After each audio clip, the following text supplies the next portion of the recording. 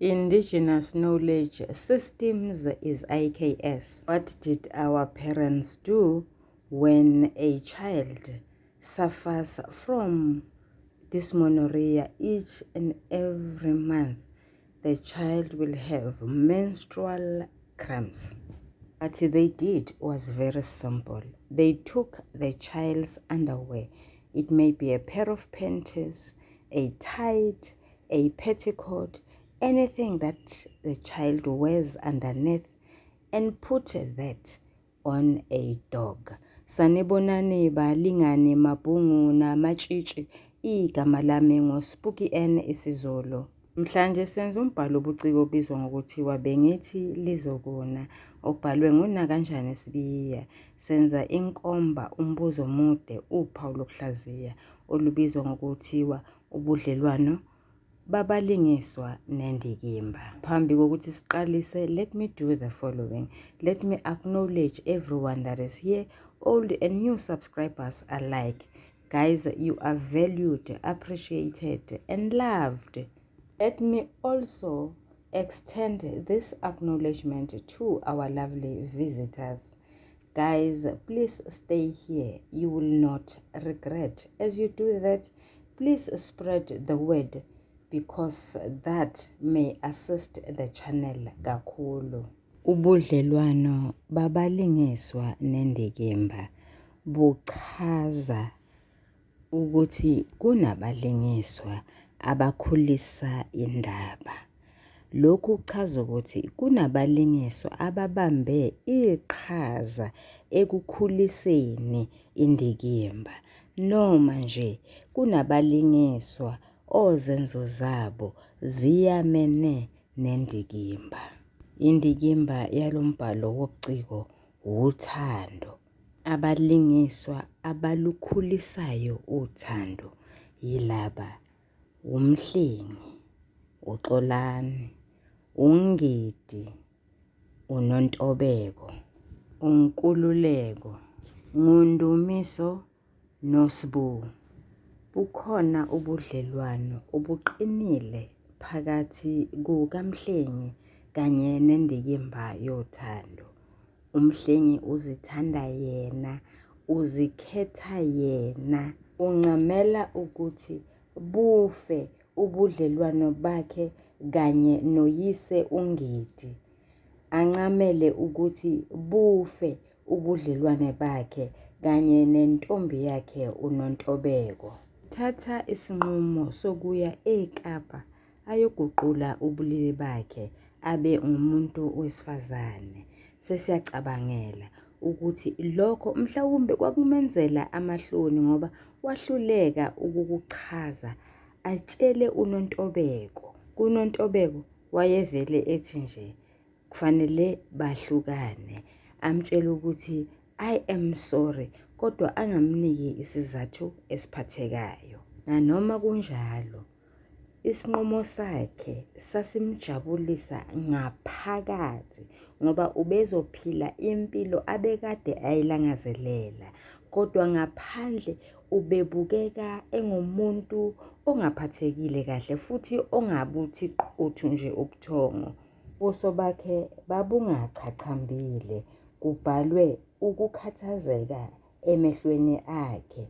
Umzimba wakhe wawuhwabhekile, ushayekile, nokudla phela kwakungasavumi ukuba kwehle kahle kulezi zinsukwana. Simbona ephinde eqhubekela egcilima ukuyokwazisa uyise ngesinqumo asithathile ngebhadi lakhe. Ababonanga ngaso linye noyise. Uyise wavele wamxosha ngoba kuyena lento uMhlengi ayemtshela yona yokuba uyoguqula ashintshe ubulili bakhe yayinsambatheka. Bukhona ubudlelwano obuqinile phakathi kwendikimba yothando kanye noXolani. uXolani usemhlanganweni wezamabhizinisi. Kudingidwa kulungiselelwe indebe yomhlaba ezokwenzeka ngonyaka wezi-2010.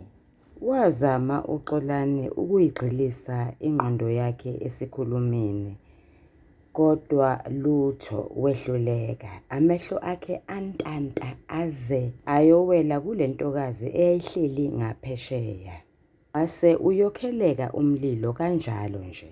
Wayigqolozela bo intokazi uXolani, wafisa ukuba nomhlangano usheshe uphele. Athi ungaphela uXolani waqonda kuyo. Athi ukuxoxaxoxa nje wayiqolozela uXolani intombazane. Yaze yamtshela ukuthi uyibangela amahloni. Inhliziyo kaXolani yanamathela kule ntombazana, kangangokuba noma ese-ofisi wayelokhu endwazile nje. Usekhohlwa nokuthi yena nonkosikazi wakhe kufanele baye emcimbini thizeni, nango esenikela kuye uMahlenge lona. Uthando lukaMahlenge lumenzisa izinto ayekade aziyeka. Okokuqala, wanele wathola unkosikazi wakhe akaphindanga wabheka eceleni, kodwa ngenxa yothando lukaMahlenge usebheka eceleni. Okwesibili, ubengasaphuzi, kodwa ngenxa kaMahlenge usephuza iJameson. Okwesithathu, ubengasithandisisi isenzo sabantu besifazane sokubhema ugwayi, kodwa ngenxa kaMahlenge usezobona ukubhema ugwayi kumfanela. Ngenxa kaMahlenge ushiya izingane zakhe zodwa zize zishela endlini. Wesihlanu, ngenxa kaMahlenge wehluleka ukududuza unkosikazi wakhe. Kunguyena Xolani omonile. Wathi nje angabona kungena abazala bakhe, wathola ithuba, waphela endaweni, waqonda kuMahlenge, eshiya umkakhe elila esikanandi. Bukhona ubudlelwano obuqinile phakathi kwendikimba yothando noNgidi. uNgidi uyayithanda indodana yakhe uMhlenge. Ngemuva kokuba isishonelwe ngunina, waqoma ukuba ayikhulise eyedwa, angabheki eceleni, angambheki umuntu wesifazane, ngoba efuna indodana yakhe ikhule kahle. Usede uyithengela nepulazi, ufuna ukuyinikeza lona njengesipho. Uxosha indodana yakhe ekhaya, hhayi ngoba engayithandi, kodwa ngoba ephoxekile ngesenzo noma ngesinqumo sayo sokuba ikhethe impilo yobunkonkoni. Umbhali usebenzisa isu lokujeqeza emuva ukusikhombisa indlela uNgidi ayethanda ngayo indodana yakhe. Sitshelwa ngoNgidi eyoguqa ethuneni likankosikazi wakhe ebusuku, ekhala ekhihla isililo mayelana nale nsambatheka ayebhekene nayo uNgidi. Senzo sikaMhlenge senza uNgidi abone sengathi ufelwe yizwe. Uthando lukaNgidi ngoMhlenge lwamenza ukuba ngenkathi sekufika uNontobeko, avele uNgidi athathe isinqumo sokuba uMhlenge makathungathwe, waze wakhohlwa nanokuthi yena bekufanele ayohlangana noNomalanga ukuze badingide udaba lwabo lwabakhongi. Ngidi waqoma ukushiya ibhizinisi lakhe, waqonda eThekwini kuyothungathwa uMhlenge. Phansi phezulu beya efletini lapho uMhlenge ayehlala khona, beya kuMandla umngani wakhe eMlazi, baphinde baya naseNtuzuma futhi, la bathola khona indoda eqimbile eyayingazi lutho nje ngoMhlenge. Ukuqhashwa kukaDlaba owayengumseshi akukona ukuthi uNgidi wayenemali, cha, uthando lwendodana yakhe. Ayezimisele nakanjani ukuba itholakale, kwazise nayi le ntokazi enhle bo, uNontobeko yiyona ela ekhala nayo izinyembezi ngenxa yokuba ithanda uMhlengi. Uthando lukaMhlengi olwenza ukuba uNgidi ayitshele uNomalanga ukuthi umndeni wabo uyoba nabantu abathathu, uNgidi, uNomalanga kanye nendodana yabo uMhlengi. Kukhona ubudlelwano obuqinile phakathi kukaNkululeko kanye nendikimba yothando. uNkululeko uyamthanda uNontobeko. Ngemuva kokuba esemshayisile, wagqigqa esibhedlela amasonto amathathu eyansuku zonke. Nangenkathi uNontobeko eseluleme, esephumile esibhedlela ehlala efletini lakhe, wayengapheli uNkululeko. Engavakashi kuphela, kodwa emphathela nezinto ezimnandi. uNkululeko lo wayeyithanda le ntombazana, wagcina eseyeshelile futhi encenga nalapho imtshela ukuthi yona ithanda uMhlengi wancenga. Akapholisanga maseko, washeshe walobola, yize intombazana kwakungathi inokungabaza. Kwabekwa nosuku lomshado. Ukwaliwa kukaNkululeko ngosuku olwalundulela elomshado akumphathanga kahle neze. Wakhala ngezinto eziningi, kodwa okugqamayo kakhulu ukukhalela uthando lwakhe olungaka. Kwathi noma uNontobeko esehlile emotweni eyongena emotweni yakhe, waseloku ethi buya phela sizoxoxa encenga. Kwahluleka ngisho nabakubo Mbala ukumncenga ukuba akafelwanga yizwe ngokwaliwa. Waqoma ukuzikhunga ngoba engakwazi ukuphila ngaphandle kukaNontobeko. Bukhona ubudlelwano obuqinile phakathi kwendikimba yothando noNontobeko. Ukhala ubumayemaye ngenkathi uMhlengi eqeda kumala, ukhalela uthando lwakhe olungaka athanda ngalo uMhlengi. Isililo sakhe saphelezela uMhlengi waze wayongena emotweni yakhe. Asiphelelanga lapho, sagcina ngokuthi uNontobeko anikele emgwaqweni eyoziphonsa nje emotweni eqhamukayo.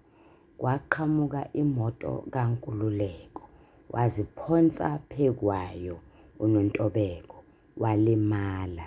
Nkathi esephapheme uNontobeko, usabambelele kulona uthando lukaMhlengi.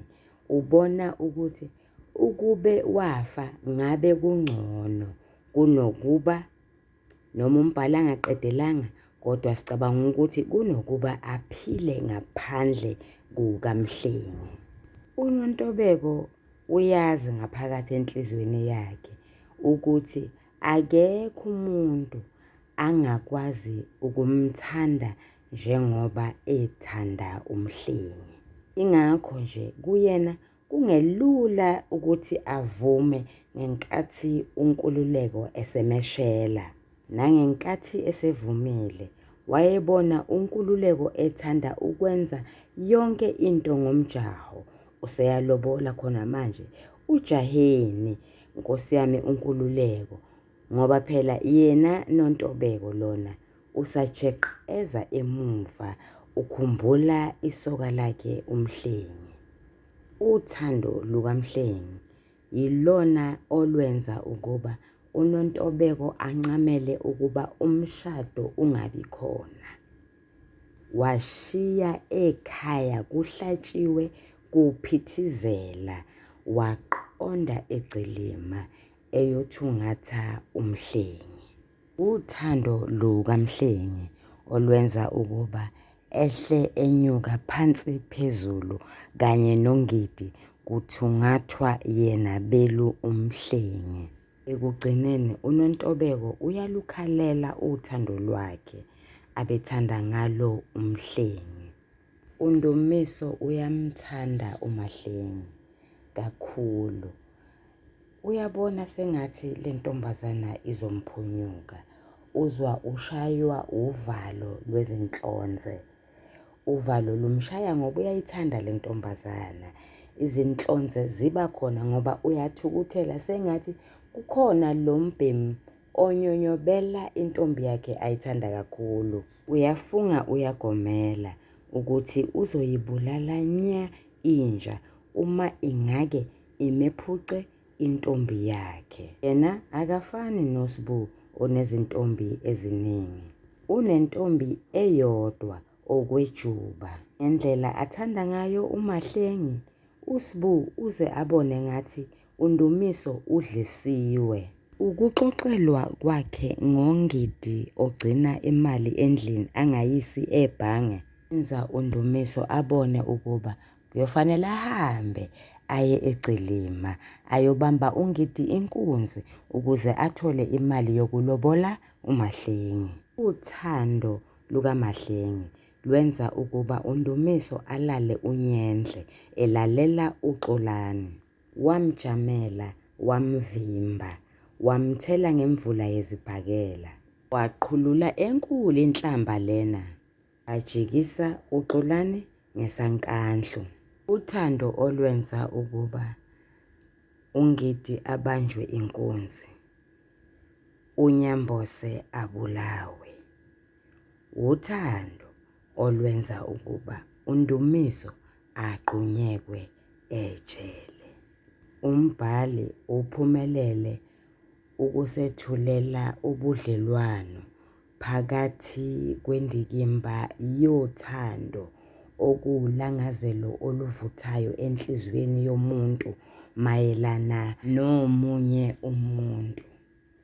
Umbhali usebenzise abalingiswa abalandelayo: uMhlengi, uXolani, uNgidi, uNontobeko noNkululeko kanye noNdumiso.